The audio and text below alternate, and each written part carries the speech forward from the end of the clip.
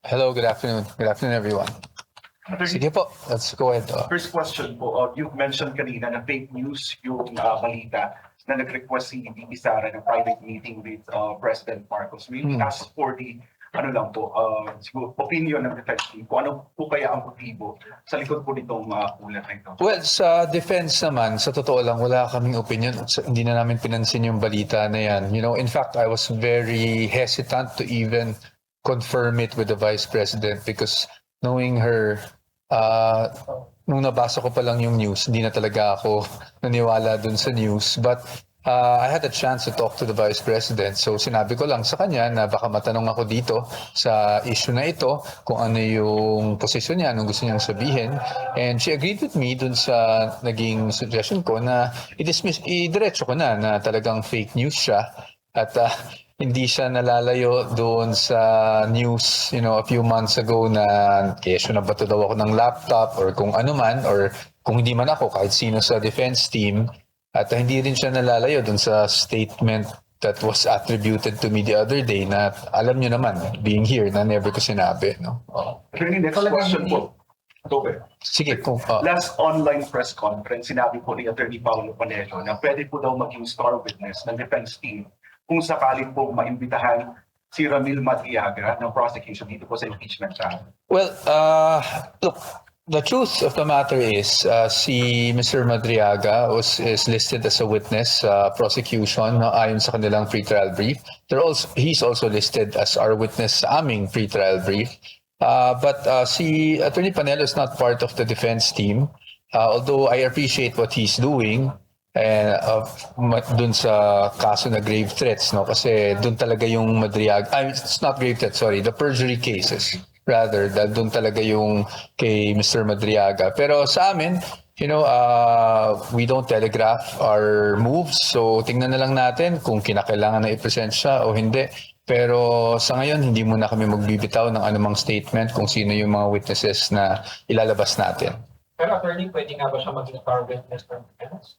Well, that depends eh. And sa ngayon, we're focused on our strategy, no? At ayaw po talaga natin na nagbibigay ng kahit anong detalye sa gusto nating gawin nang sa ganon hindi na-telegraph ng kung sino man po. So, while I appreciate of course the comments at nakikita ko naman kung saan nanggagaling si Attorney Panelo, especially since he's in the heart of the perjury case, sa atin, hindi muna tayo magbibitaw ng kahit anong statement ukol dyan. Kapag going back doon sa private meeting ni DP and PBBM, talaga bang walang any attempt sa party na kausapin ng Pangulo? None that I know of. None that I know of. Never namin napag-usapan, wala siyang nababanggit sa akin. At nung lumabas nga yung balita na yon, I asked her by confirming with her, can I just say this is fake news? And she said yes. What was her initial reaction when we mentioned her na may itong balitang I think she already knew before I asked her. And similar to, alam niyo na, yung laptop issue na nabato daw ako noon, nung una ayaw ko rin pansinin eh, 'di ba? Kasi katawa-tawa na siya eh, parang masyado ng petty para pansinin pa. But since nung medyo nagkaroon ng traction, I really had to address it. So perhaps, I don't want to speculate, but siguro ganun din yung naramdaman niya kasi hindi na rin namin masyado pinag-usapan eh. Ang nasabi ko lang, baka matanong ako kasi hindi pa nagsususpende last week nung mga trial dates natin. So sabi ko, baka matanong ako ng media, gusto ko na rin sagutin na lang at kung pwede, sagutin ko na lang na fake news. And she confirmed na walang ganung pangyayari or walang ganung plano. Pero ano tingin nyo ng motibo? Bakit pinagulutan nga yung request ng meeting with the president? Hindi natin alam eh. I don't want to speculate but kasi yun nga eh, gusto ko lang sabihin dapat mas maging mapagmatsyag tayo sa mga nababasa natin sa SOCMED, try to find out kung legitimate yung sources, 'di ba?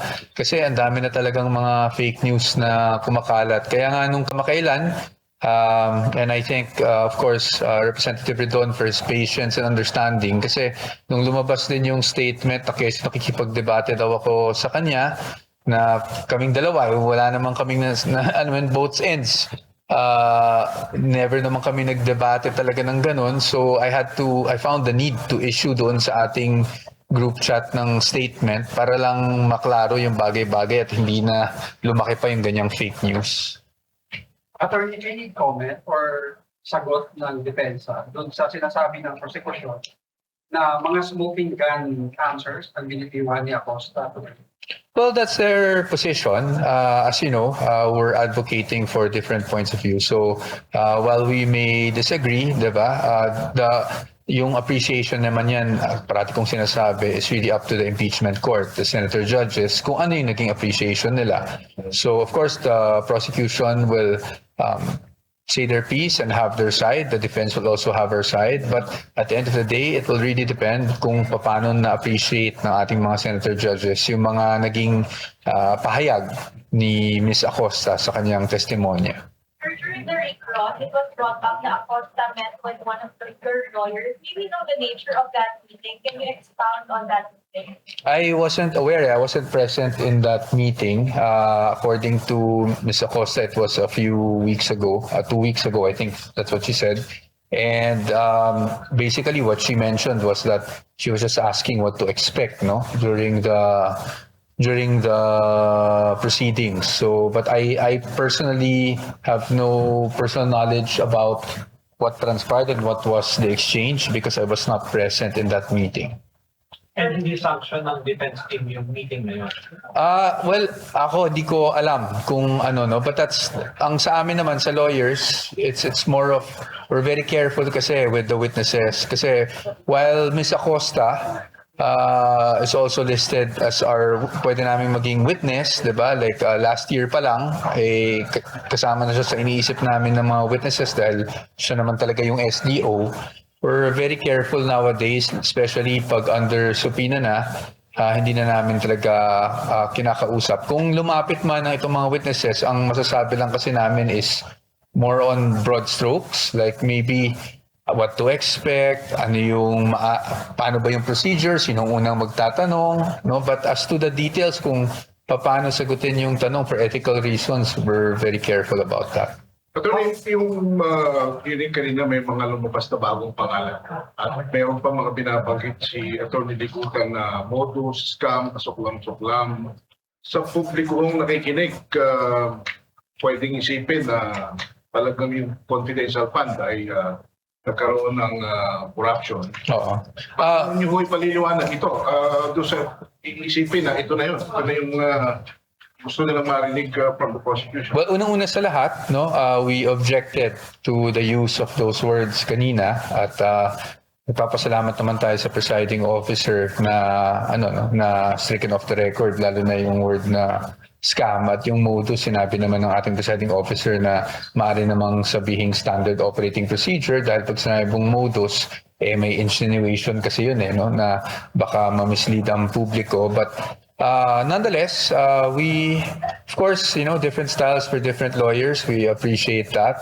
Ang trabaho naman ng defense is mag-object sa ngayon pag may mga ganong mga salitang nabibitawan. Pero paano namin didepensahan yan? You'll have to wait for when we present our evidence in chief para makita ng taong bayan kung ano pa talaga yung nangyari sa pondong Pero ito. sa publiko na nakikinig ng impeachment, nanonood, ano sabihin regarding that? Sa ngayon, yun lang po talaga masasabi ko. As you know, sir, we strictly abide by the sub judice rule. So I don't want to litigate my case in public.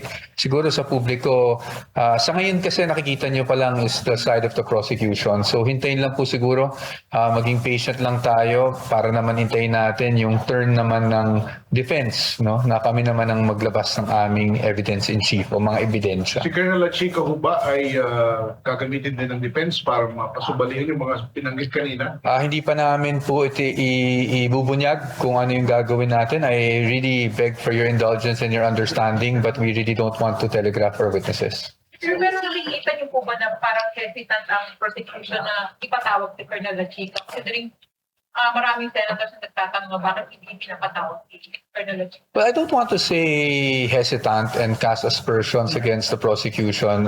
Prerogatiba kasi nila talaga. I'm sure may game plan sila just as much as we have our own game plan. So, kung ano man yung reason sila behind that, nasa kanila yun. It's really within their prerogative eh. Kasi, syempre, pag ikaw nagre-represent ng ebidensya mo, talagang titingnan mo kung ano yung arc ng parang narration ng storya yan eh, di ba? Bibigyan mo ng arc yan, titingnan mo anong makakatulong sa'yo, anong hindi makakatulong sa'yo. So, I don't want to say hesitant at this point. I think they were very categorical in saying lang na they're not ready to disclose yet if and when lalabas, isasama nila sa listahan nila si Colonel La Chica. So, hintayin na lang po siguro natin instead of saying they're hesitant or not. I don't want to really conclude anything at this point. How would you describe Acosta as hostile? Well, sa akin naman, it's nothing new to what we already heard during the House hearings, diba? Because I was personally there also during the House hearings. So it's quite similar. Kung ano yung sinabi niya today, it's quite similar. So on the part of the defense, it was anticipated kung ano yung mga sasabihin. No? So wala naman akong nakitang lumihis or pagbabago dun sa nasabi niya almost 2 years ago, back in 2024. Pero sir, naging satisfied kayo sa takbo ng cross-examination? Sa amin, because we just wanted, as you can see, very short lang yung cross-examination natin. We just wanted to reiterate certain points, specifically kung ano yung nakasulat sa joint circular. So yun lang naman yung goal talaga natin. And yun nga, wala naman tayong nakitang deviation doon sa naging testimonya ni Ms. Acosta before the Committee on Good Government and Public Accountability. So yung naging cross natin very short lang din po. Sir, on the last question during recross, why was it important to underscore that the House asked her to speak in Filipino and in English when she asked to speak in Bisaya? Oh, yeah. Thank you for that question, Ms. Katrina. Kasi obviously we had to just state for the record kasi the other day, I think may mga lumalabas rin na baka nagbibisaya para parang sort of evasive yung witness or just to evade or as a matter of strategy nagbibisaya. So we just had to also state for the record and just for the information of the public and the senator judges na nung House Committee hearings, yung Good Government and Public Accountability, simula pa naman nun, talagang gusto na magbisaya ng witness na si Ms. Acosta. Doon lang talagang hinimok siya na mag-Tagalog at mag-English. Tulad na rin ng nangyari ngayon. Just to really inform the public that perhaps hindi naman yan strategy or evasiveness. It's really her nature na mas komportable siya sa Bisaya since Bisaya talaga siya. Balikan ko na siya sa attorney. Kasi doon sa kanyang pagtestimonya bilang adverse witness sa prosecution, naging firm siya doon sa kanyang trabaho at pinandigan niya yung kanyang ginawa na halos mga senator ay sumuko na rin sa kanya dahil wala nga silang mga. Pero nung tanungin na siya sa personal na buhay niya sa kanyang asawa, emotional siya. Opo, because I heard also, not from her, but I heard that her husband, I think, is ill, no? So I don't know kung ano mismo yung sakit. So and even if I did, I shouldn't disclose it here, but yun lang, kaya siguro naging emotional talaga. Yung, Pero mas nakinabang ba ang defense doon sa pagtestimonya niya sa prosecution? wala naman sa atin. Katulad ng nasabi ko, yung naging testimony niya is something we anticipated dahil kumbaga nasabi na niya yung mga bagay na yan noon. Kumbaga naulit lang ngayon, no? And this time around, at least we had the chance to cross-examine and also emphasize din yung mga bagay-bagay na gusto namin emphasize kung ano talaga yung nakapaloob sa joint circular at anong hindi. Sir, Last the po, PNP last. Paharda po, makakarating stroke siya. So, do you think may advantage to sa defense and may effect sa prosecution? Si Paharda. Oo, well, hindi ko alam yung condition. I found out, to be very, very honest with everyone, I found out about his condition last week. No? I wanted to actually visit him din dahil nakatrabaho ko yan noon. I wanted to visit him in the hospital, but because nga, for ethical reasons, we have to be careful na kasi under subpoena na si Mr. Paharda. So, I just decided not to even visit him. No, nangangamusta na lang ako through yung mga common friends namin or mga colleagues namin noon. Nangangamusta na lang ako. Ngayon, I really wish him well. I hope he's okay. But kung I think magte-testify rin naman sa September 7 yata yung na-reserve no, na date. So lalabas rin naman yan. So I don't think naman na it will affect. Well, maybe the effect is medyo na delay lang ng konti. Thank you po. Okay, thank you everyone. Thank you. Thank you. Thank you, Attorney. Thank you. Thank you.